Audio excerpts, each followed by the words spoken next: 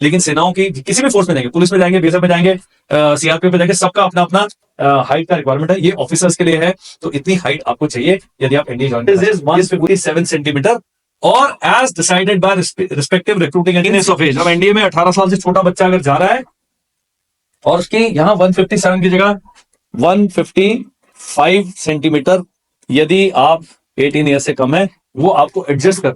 The minimum height requirement for flying branch is 163 centimetre. ये इसलिए लिखा है कि नेवी और एयरफोर्स का उसी फॉर्म में अलग अलग हाइट का रिक्वायरमेंट है। हाइट के साथ वेट का भी अलग चार्ट दिया। हेलो दोस्तों, मेरा नाम है कर्नल अमरदीप और इस वीडियो में हम बात करेंगे कि सेनाओं को जब आप ज्वाइन करते हैं तो आपकी हाइट कितना होना चाहिए। इसके लिए बड़े इंटरेस्टिंग डेटा पॉइंट्स हैं जो मैं चाहूंगा आप उन पर और सोच विचार करें। मैं एक बेसिक डेटा पॉइंट डिस्कस करूंगा, लेकिन ये वीडियो अपने आप में एडिक्वेट नहीं है क्योंकि इसमें इतनी परमुटेशन कॉम्बिनेशन। तो सबसे पहले एनडीए 1 का नोटिफिकेशन आ गया है। नोटिफिकेशन को आप यूपीएससी की साइट से जाकर डाउनलोड कर लें। इन सभी साइट्स का जो लिंक है आपको वीडियो के डिस्क्रिप्शन, एनडीए के साइट का मिल जाएगा, जॉइन इंडियन आर्मी की साइट का मिल जाएगा, और जो यूपीएससी की साइट का वो तो होने ही। तो अभी क्या करना है कि जब आप नोटिफिकेशन डाउनलोड करते हैं तो उसमें एक जगह आता है कि the minimum height required for male oblique female candidates for arm forces is 157 centimetre और age decided by respective recruiting agency. ये इसलिए लिखा है कि नेवी और एयरफोर्स का उसी फॉर्म में अलग अलग हाइट का रिक्वायरमेंट है। हाइट के साथ वेट का भी अलग चार्ट दिया। आर्मी वालों ने अलग दिया है, नेवी वालों का अलग दिया है, हवाई जहाज ने कहा भाई हमें बहुत ऊपर लेके जाना होता है बंदे को, उसका वेट हम अपने आप डिसाइड करेंगे। तो उसको आप पक्का देखिए। जब आप एसएसबी का मेडिकल देते हैं, कई लोग अंडरवेट करके रिजेक्ट हो जाते हैं और बहुत सारे शेर हैं जो उस समय मम्मी ने उनको पराठे पराठे खिला के भेजा होता है, वो ओवरवेट हो जाता है।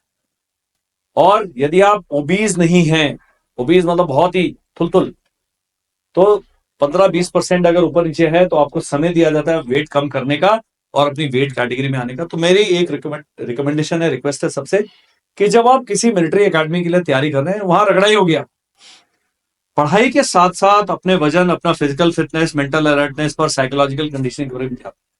तो यहां अभी कह रहे हैं respective recruiting agency Gorkhas and candidates belonging to hill of north eastern region. ये हिल में कौन कौन सी जगह आती हैं? जॉइन इंडियन आर्मी की वेबसाइट पे जाएंगे तो वहां पूरे स्पेसिफाइड है। एयरफोर्स की वेबसाइट पे जाएंगे, वहां दिया होगा, नेवी की वेबसाइट पे दिया होगा कौन कौन से एरिया आते हैं। Garhwal and Kumaon will be accepted with a minimum height of 152 centimetre. ये तो दो फिगर आइए, 157 एंड 152। इसी में नीचे लिखा हुआ है an allowance will be made for growth of 2 centimetre for male and female candidates below 18 years of age. अब एनडीए में 18 साल से छोटा बच्चा अगर जा रहा है और उसकी यहां 157 की जगह 155 सेंटीमीटर यदि आप 18 ईयर से कम है, वो आपको एडजस्ट कर। सिमिलरली अगर आप हिल रीजन से आ रहे हैं, 152 की जगह आप 150 मान के चलिए यदि आप 18 ईयर से कम है, क्योंकि वो कह रहा है 2 साल का हम आपको 2 सेंटीमीटर का वो देते हैं if you are less than 18 years of age. The minimum height requirement for flying branch is 163 centimetre. बहुत सारे हैं, सिटिंग हाइट है, लेग लेंथ है, ऊपर वाली बॉडी की लेंथ है। एयरफोर्स का जो फ्लाइंग ब्रांच के लिए हाइट रिक्वायरमेंट है बहुत ही कॉम्प्लिकेटेड टेबल है। इनकम टैक्स के टेबल सिंपल है, एयरफोर्स के हाइट वेट वाले जो टेबल है वो ज्यादा कॉम्प्लिकेटेड।